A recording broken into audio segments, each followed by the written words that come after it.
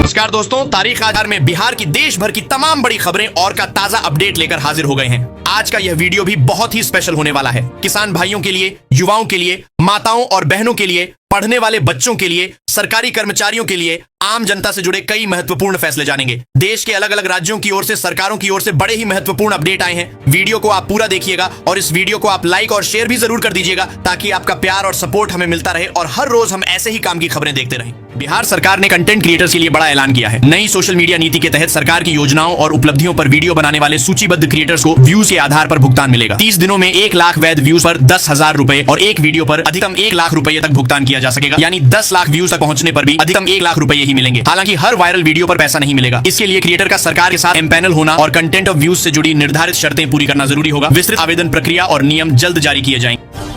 बिहार में 11 लाख से ज्यादा नए राशन कार्ड बनाने का लक्ष्य अब सरकार और आपूर्ति अधिकारियों के बीच विवाद की वजह बन गया है। बिहार आपूर्ति सेवा संघ का आरोप है कि कंप्यूटर, इंटरनेट, वाहन और पर्याप्त बजट जैसी सुविधाओं के बिना 11,04,425 नए राशन कार्ड का लक्ष्य पूरा करना मुश्किल है। अधिकारियों ने 20 से 26 अगस्त तक काला बिल्ला लगाकर विरोध करने का ऐलान किया है। वहीं मांगे नहीं मानी गई तो सामूहिक अवकाश और आगे पूर्ण हड़ताल की चेतावनी दी गई है।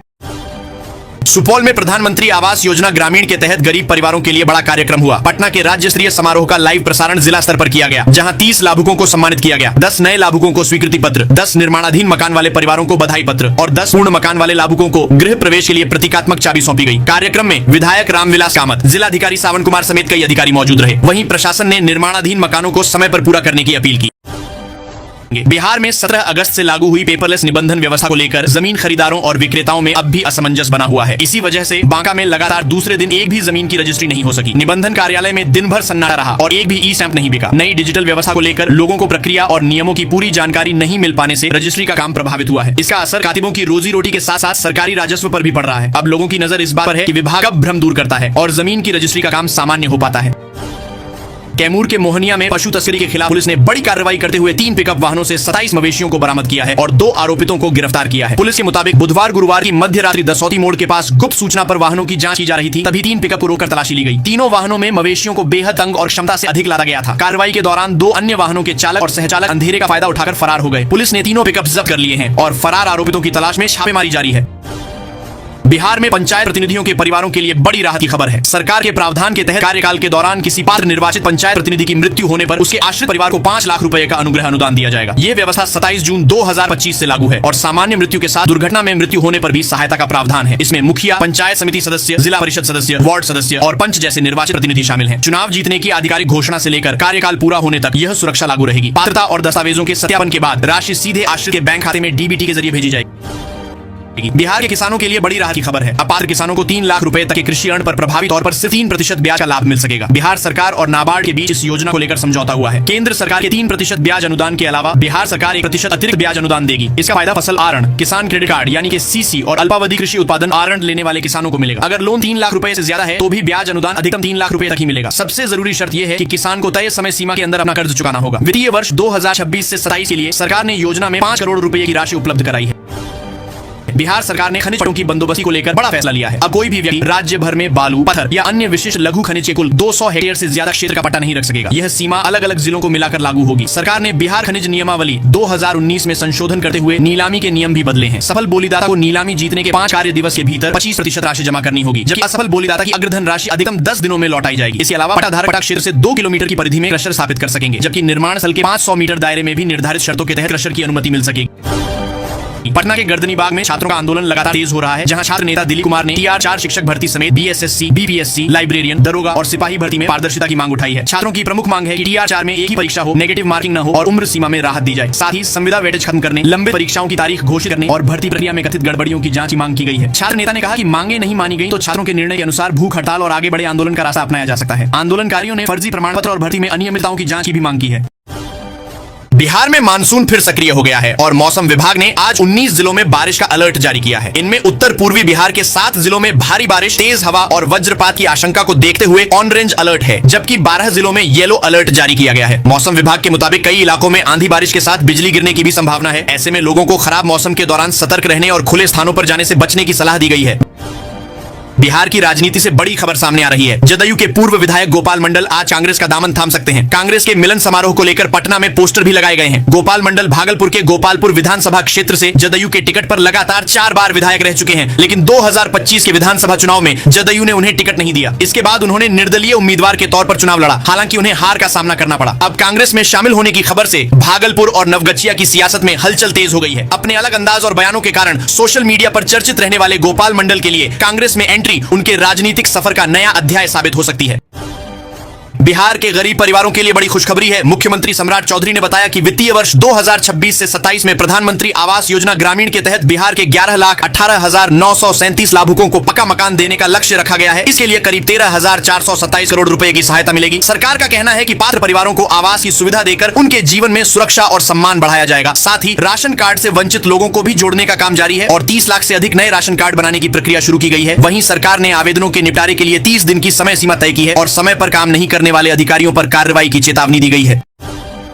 भागलपुर में शिक्षकों और छात्रों के लिए बड़ी खबर है। शिक्षा विभाग ने ई शिक्षा कोष पोर्टल पर शिक्षकों की प्रोफाइल में सुधार और जरूरी जानकारी अपडेट करने के लिए 28 अगस्त तक अंतिम मौका दिया है। गलत या अधूरी जानकारी वाले शिक्षक साक्ष्यों के साथ डीपीओ स्थापना को आवेदन देकर प्रोफाइल में सुधार करा सकते हैं। वहीं कक्षा 9वीं और 10वीं के SC, ST, BC और EBC छात्रों के लिए वन टाइम रजिस्ट्रेशन यानी OTR अनिवार्य कर दिया गया है। छात्रवृत्ति का लाभ लेने के लिए राष्ट्रीय छात्रवृत्ति पोर्टल पर OTR जरूरी होगा। विभाग ने स्कूलों को पात्र छात्रों का 100% OTR कराने और इसकी जानकारी ई शिक्षा कोष पर अपडेट करने का निर्देश दिया है।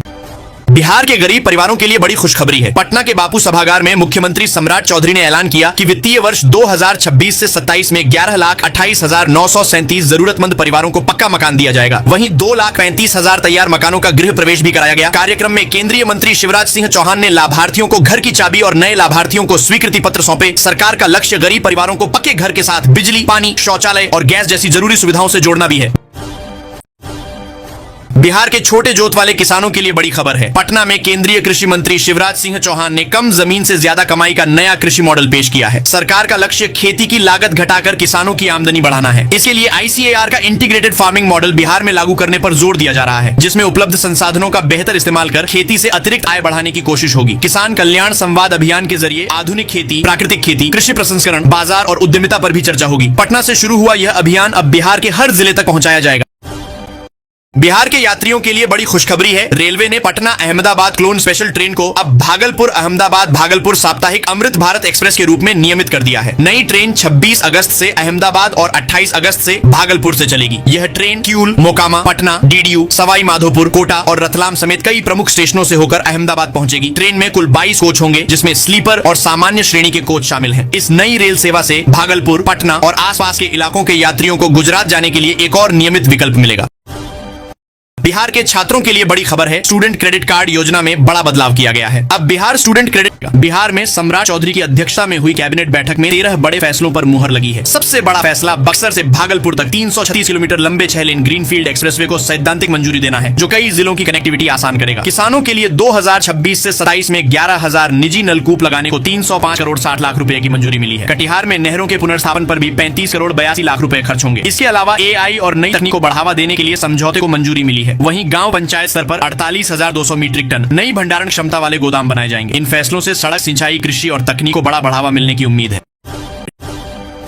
बिहार के लिए बड़ी खुशखबरी है। केंद्र सरकार ने मुजफ्फरपुर से सीतामढ़ी होते हुए सोनबरसा और नेपाल सीमा तक 2 लेन सड़क को 4 लेन में बदलने की करीब 3,591 करोड़ रुपए की परियोजना को मंजूरी दे दी है। करीब 82.5 किलोमीटर लंबी इस सड़क से उत्तर बिहार की कनेक्टिविटी मजबूत होगी और यात्रा पहले से तेज और सुरक्षित होगी। परियोजना में 7 बड़े पुल, 3 रेलवे ओवरब्रिज और 2 बड़े फ्लाईओवर भी बनाए जाएंगे। 4 लेन बनने से नेपाल सीमा के साथ व्यापार, पर्यटन और कृषि कारोबार को बढ़ावा मिलेगा। बाबा गरीबनाथ मंदिर और पुनौरा धाम जैसे धार्मिक स्थलों तक पहुंच भी आसान होगी। माना जा रहा है कि इस परियोजना से रोजगार और आर्थिक गतिविधियों को भी नई रफ्तार मिलेगी।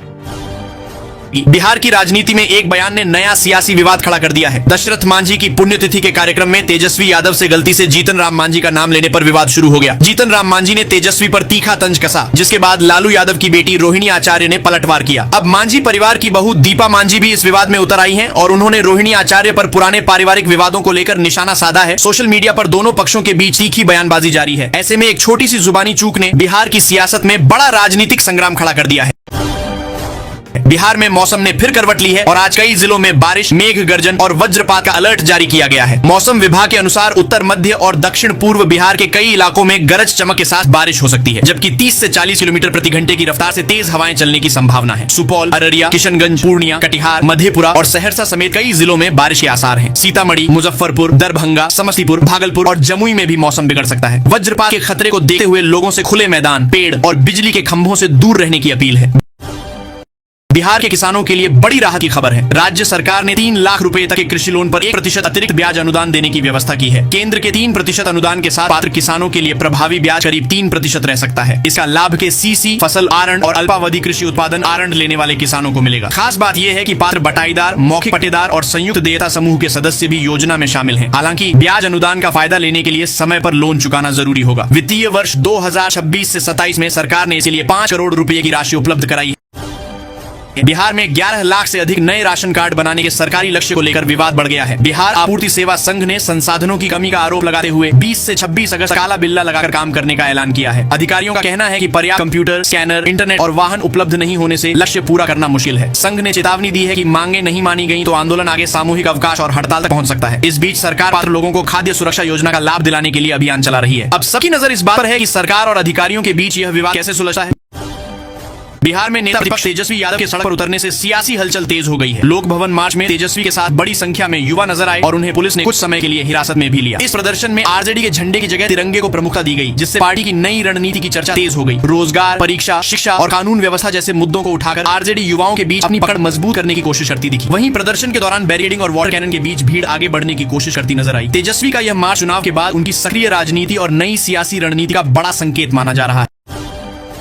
मुजफ्फरपुर पुलिस ने अपराध और साइबर ठगी के खिलाफ बड़ा अभियान तेज कर दिया है। हत्या, लूट, रंगदारी, शराब तस्करी और साइबर फ्रॉड में शामिल अपराधियों की संपत्ति जब्त करने की कार्रवाई शुरू हो गई है। अब तक 12 अपराधियों की संपत्ति जब्ती का प्रस्ताव भेजा गया है, जबकि 7 मामलों में कोर्ट से आदेश भी मिल चुका है। वहीं इस साल साइबर अपराध के 128 मामले दर्ज हुए हैं और 19 आरोपित गिरफ्तार किए गए हैं। पुलिस ने करीब 6 करोड़ 43 लाख रुपए की ठगी की रकम होल्ड कराई, जिसमें 82 लाख 68 हजार रुपए पीड़ितों को वापस मिल चुके हैं। अब साइबर जागरूकता अभियान गाँव और पंचायत स्तर तक पहुंचाया जाएगा।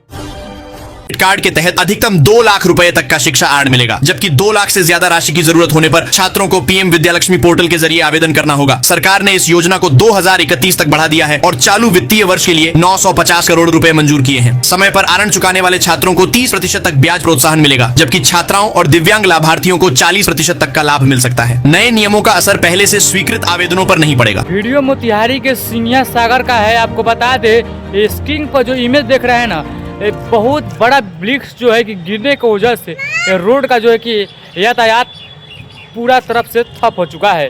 आपको बता दें, आज का आंधी तूफान जो ना काफ़ी भयंकर, काफ़ी दर्दनाक था। इसमें काफ़ी माल जाल का और यातायात का क्षतिग्रस्त हुआ ही नहीं। आपको बता दें, हमारे बैक में जो तालाब दिख रहा है ना, ये कोई तालाब नहीं है, प्रति फील्ड था और जो कि पानी से लबालब तालाब बन चुका है मोतिहारी के अंदर।